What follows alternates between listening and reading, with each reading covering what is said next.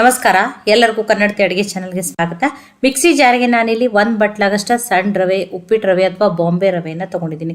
ಚಿರೋಟಿ ರವೆ ಇತ್ತಂದ್ರೆ ನೀವು ಡೈರೆಕ್ಟಾಗಿ ಹಾಗೇನೆ ತೊಗೋಬೋದು. ನನ್ನ ಕಡೆ ಚಿರೋಟಿ ರವೆ ಇಲ್ಲ ಅಂತ ಈ ಉಪ್ಪಿಟ್ಟು ರವೆಯನ್ನೇ ಮಿಕ್ಸಿಗೆ ಹಾಕ್ಬಿಟ್ಟು ಫೈನ್ ಪೌಡರ್ ಮಾಡಿ ತೊಗೋತಾ ಇದ್ದೀನಿ. ನೋಡಿರಿ, ಈಗ ಇದು ಫೈನ್ ಪೌಡರ್ ಆಗಿದ್ರೆ ಈಗ ಇದನ್ನು ಬೇರೆ ಪಾತ್ರೆಗೆ ಹಾಕೋತೀನಿ ನಾನು. ನೋಡಿ, ಈಗ ಇದನ್ನು ಯಾವ ಬಟ್ಲೆ ರವೆಯನ್ನು ತೊಗೊಂಡಿದ್ನಲ್ಲ ಅದರಲ್ಲೇ ನಾನು 1 ಬಟ್ಲಾಗಷ್ಟ ಮೈದಾನ ಹಾಕ್ತಾ ಇದ್ದೀನಿ. ಮೈದಾ ಬೇಡ ಅಂದ್ರೆ ನೀವು 1 ಬಟ್ಲಾಗಷ್ಟ ಗೋಧಿ ಹಿಟ್ಟನ್ನಾದರೂ ಹಾಕ್ಬೋದು. 3/4 ಬಟ್ಲಾಗಷ್ಟೇ ಸಕ್ಕರೆ ಪುಡಿಯನ್ನು ಹಾಕ್ತಾ ಇದ್ದೀನಿ ರೀ. 2 ಸ್ಪೂನ್ ಆಗಷ್ಟೇ ಕಡಲೆಬೇಳೆ ಹಿಟ್ಟನ್ನು ಹಾಕ್ತಾ ಇದ್ದೀನಿ.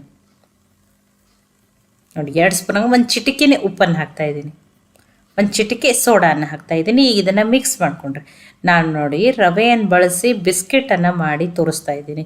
ಬಿಸ್ಕೆಟ್ ಅಂತಲೂ ತಿನ್ಬೋದು, ನೀವು ಇದನ್ನು ಸ್ವೀಟ್ ಅಂತಲೂ ತಿನ್ಬೋದು.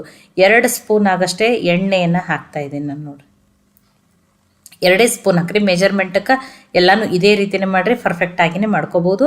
ಈಗ ಇದನ್ನು ಮಿಕ್ಸ್ ಮಾಡ್ಕೊಂಡ್ರಿ. ನೋಡಿ, ಎಣ್ಣೆ ಹಾಕೋ ಮುಂದೆ ಜಾಸ್ತಿ ನೀವು ಎಣ್ಣೆ ಹಾಕಿದ್ರಾದ್ರೆ ಮತ್ತು ಅಲ್ಲಿ ಕರಿಯೋ ಮುಂದೆ ಏನು ಹಾಕ್ಬಿಡ್ತದ್ರಿ, ಇದು ಎಲ್ಲ ಒಡೆದು ಬಿಡ್ತದೆ.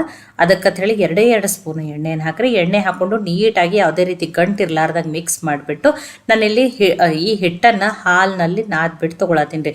ಕಾಯಿಸಿರುವ ಹಾಲು ರೀ, ಕಾಯಿಸಿ ಆರಿರುವ ಹಾಲದಿಂದ ನೋಡಿ ಈ ರೀತಿ ಸ್ವಲ್ಪ ಹಾಲನ್ನು ಹಾಕಿಬಿಟ್ಟು ಹಿಟ್ಟನ್ನು ಕಲಸಿ ರೆಡಿ ಮಾಡಿ ತೊಗೊರಿ.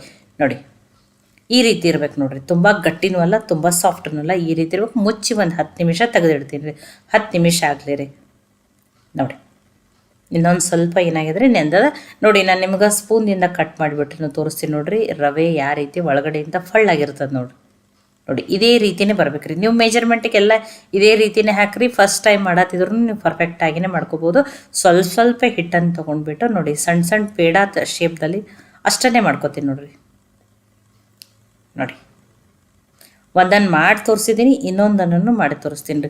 ನೀವು ಇದನ್ನು 1 ತಿಂಗಳವರೆಗೂ ಸ್ಟೋರ್ ಮಾಡಿ ಇಟ್ಕೊಂಡು ತಿನ್ಬೋದು. ನೋಡಿ, ಟೀ ಕಾಫಿ ಜೊತೆನೂ ತಿನ್ಬೋದು, ಹಾಗೇನೂ ತಿನ್ಬೋದು. ಮಕ್ಕಳಿಗೆ ಶಾರ್ಟ್ ಬ್ರೇಕಿ ಈ ರೀತಿ ರವೆಯಿಂದ ಹೆಲ್ದಿಯಾಗಿ ಮಾಡೂ ನೀವು ಬಾಕ್ಸಿಗೆ ಹಾಕ್ಕೊಡ್ಬೋದು. ನೋಡಿ, 2 ಮಾಡಿ ತೋರಿಸಿದ್ದೀನಿ. ಒಮ್ಮೆಲೆ ಉಳ್ಕಿದ್ದನ್ನು ಎಲ್ಲನೂ ಏನು ಮಾಡ್ತೀನಿ ರೆಡಿ. ಬಟ್ ಇವು ಏನು ಮಾಡ್ಬೇಕ್ರಿ, ಮಾಡಿದ್ಮೇಲೆ ಇಮಿಡಿಯೇಟಾಗಿ ಕರಿಬಾರ್ದು ರೀ. ಇವನ್ನೊಂದು 5 ರಿಂದ 6 ನಿಮಿಷ ಹಾಗೇನೆ ಇಡಬೇಕು ರೀ. ಹಾಗೆ ಇಟ್ಟು ಆಮೇಲೆ ಕರಿಬೇಕು ನೋಡ್ರಿ. ಇದನ್ನು ನಾನು ಈಗ ಕರೆದ್ಬಿಟ್ಟು ತೋರಿಸ್ತೀನಿ. ನೋಡಿ, ನಾನಿಲ್ಲಿ ಮೊಬೈಲ್ ಸೆಟ್ ಮಾಡ್ಬೋದು ಟ್ರೈಪಾಡಿಗೆ ಸ್ವಲ್ಪ ಚೇಂಜ್ ಆಗ್ಯದ, ಅದಕ್ಕೆ ಈ ರೀತಿ ಬಂದದ್ರಿ. ನೋಡಿ, ಎಣ್ಣೆ ತುಂಬಾ ಕಾಯ್ದಿರಬಾರ್ದು. ನೋಡಿ, ತುಂಬ ಏನು ಕಾಯ್ದಿಲ್ಲ. ಆವಾಗಲೇ ನೀವು ಇದನ್ನು ಒಂದೊಂದನ್ನಾಗಿ ಹಾಕಿಬಿಟ್ಟು ಲೋ ಫ್ಲೇಮ್ದಲ್ಲಿಟ್ಟನೆ ಕರೆದ್ಬಿಟ್ಟು ತೊಗೊರಿ. ಮೀಡಿಯಮ್ ಅಥವಾ ಹೈ ಫ್ಲೇಮ್ದಲ್ಲಿ ಇಡಬೇಡ್ರಿ. ಒಂಚೂರೂ ಎಣ್ಣೆ ಹಿಡಿಯಲ್ಲ, ತುಂಬ ಫಳ್ಳಾಗಿ ತುಂಬಾ ಚೆನ್ನಾಗಿ ಬರ್ತವೆ ನೋಡಿರಿ. ನೋಡಿ, ನಾನು ನಿಮಗೆ ಅಲ್ಲೇ ಗೊತ್ತಾಗತೈತೆ ನೋಡಿರಿ ಎಷ್ಟು ಚೆನ್ನಾಗಿ ಎಷ್ಟು ಫಳ್ಳಾಗ್ಯಾವ ನೋಡಿರಿ. ಎಣ್ಣೆ ನೋಡಿಲ್ಲ, ಇಷ್ಟೇ ಲೈಟ್ ಕಲರ್ ಬಂದ್ರೆ ಸಾಕ್ರಿ. ತುಂಬ ಡಾರ್ಕಾಗಿ ಕರೆದ್ರೆ ಇದು ಚೆನ್ನಾಗಿ ಕಾಣಲ್ಲ ರೀ. ನೋಡಿ, ತಿನ್ನೋಕ್ಕೂ ಟೇಸ್ಟ್ ಇಷ್ಟೇ ಕರೆದ್ರೇ ಚೆನ್ನಾಗಿರ್ತದೆ. ತುಂಬ ಏನು ಕರೆದ್ಬಿಟ್ಟು ತೊಗೋಬೇಡ್ರಿ. ನಾನು ಏನು ಹೇಳ್ತಾ ಇದ್ದೀನಿ, ಲೋ ಫ್ಲೇಮ್ದಲ್ಲಿಟ್ಟನೇ ಕರೀರಿ.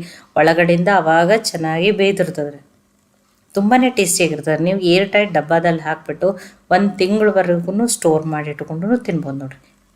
ನೋಡಿ, ಇಲ್ಲೇ ನಿಮಗೆ ಕರೆದ ಮೇಲೆ ತೋರಿಸ್ತಾ ಇದ್ದೀನಿ. ನೋಡಿ, ಎಷ್ಟು ಫಳ್ಳಾಗಿ ಎಷ್ಟು ಚೆನ್ನಾಗಿ ನೋಡಿ ಇದೇ ರೀತಿಯೇ ಪರ್ಫೆಕ್ಟಾಗಿಯೇ ಬರ್ತಾವ್ರಿ. ತುಂಬಾ ಚೆನ್ನಾಗಿ ಬಂದವ್ರಿ. ನೋಡಿ, ಇನ್ನೊಂದು ಸ್ವಲ್ಪನೂ ಕರೆದ್ಬಿಟ್ಟು ತೊಗೊಂಡಿದ್ದೀನಿ. ನೋಡಿ, ರವೆಯಿಂದ ಮಾಡಿರೋ ಬಿಸ್ಕೆಟ್ ಅಂತಲೂ ಕರಿಬೋದು, ಸ್ವೀಟ್ ಅಂತಲೂ ಕರಿಬೋದು. ತುಂಬಾ ಚೆನ್ನಾಗಿರ್ತಾವ್ರಿ. ಹಾಗೇ ತಿನ್ಬೋದು ರೀ. ತುಂಬ ಅಥವಾ ಟೀ ಕಾಫಿ ಜೊತೆನೇ ತಿನ್ಬೋದು. ನೋಡಿ, ಎಷ್ಟು ಪರ್ಫೆಕ್ಟಾಗಿ ಎಷ್ಟು ಫಳ್ಳಾಗಿ ಚೆನ್ನಾಗಿ ಬಂದವು. ಮತ್ತು ಒಂಚೂರೂ ಎಣ್ಣೆ ಹಿಡ್ದಿಲ್ಲ ನೋಡಿರಿ. ಇಲ್ಲ ನೀವು ಸ್ವೀಟ್ ಜಾಸ್ತಿ ಇಷ್ಟ ಅಂದರೆ ನೀವು 1 ಬಟ್ಲಾಗಷ್ಟ ಸಕ್ಕರೆನೂ ಹಾಕ್ಬೋದು ರೀ, ನಡೀತವೆ. ನೋಡಿ, ನಾನು ಮುರಿದ್ಬಿಟ್ಟು ತೋರಿಸ್ತೀನಿ ನೋಡಿರಿ ಎಷ್ಟು ಚೆನ್ನಾಗಿ ಎಷ್ಟು ಫಳ್ಳಾಗಿ ಬಂದಾವೆ ನೋಡಿರಿ. ನೋಡಿ, ಅಥವಾ ನೀವು ರವೆಯಿಂದ ಯಾವ್ಯಾವ ಥರ ಸ್ವೀಟ್ಗಳ ಅಥವಾ ಬಿಸ್ಕೆಟ್ಗಳನ್ನ ಮಾಡ್ತೀರತ್ತ ಹೇಳಿನೂ ನನಗೆ ಕಮೆಂಟ್ ಮಾಡಿ ತಿಳಿಸ್ರಿ. ಈ ರವೆಯನ್ನು ಬಳಸಿ ಮಾಡಿರುವ ಬಿಸ್ಕೆಟ್ ಅಥವಾ ಸ್ವೀಟ್ ರೆಸಿಪಿ, ನಾನಂತೂ ಬಿಸ್ಕೆಟ್ ಅಂತ ಕರೆದಿದ್ದೀನಿ. ನೀವು ಏನು ಹೆಸರಿಡ್ತೀರತ್ತ ಹೇಳಿ ಕಮೆಂಟ್ ಮಾಡಿ ತಿಳಿಸ್ರಿ. ಈ ರೆಸಿಪಿ ನಿಮಗೆ ಸ್ವಲ್ಪ ಆದರೂ ಇಷ್ಟ ಆಗಿದ್ರೆ ಲೈಕ್ ಮಾಡಿ, ಶೇರ್ ಮಾಡಿ, ಕಮೆಂಟ್ ಮಾಡಿರಿ. ಖಂಡಿತ ಟ್ರೈ ಮಾಡಿ ನನಗೆ ಹೆಂಗೆ ಬಂದಿತ್ತು ಅಂತ ತಿಳಿಸ್ರಿ. ಮತ್ತೆ ಒಳ್ಳೆ ಹೊಸ ರೆಸಿಪಿ ಜೊತೆ ಸಿಗೋಣ. ಎಲ್ಲರಿಗೂ ಧನ್ಯವಾದಗಳು.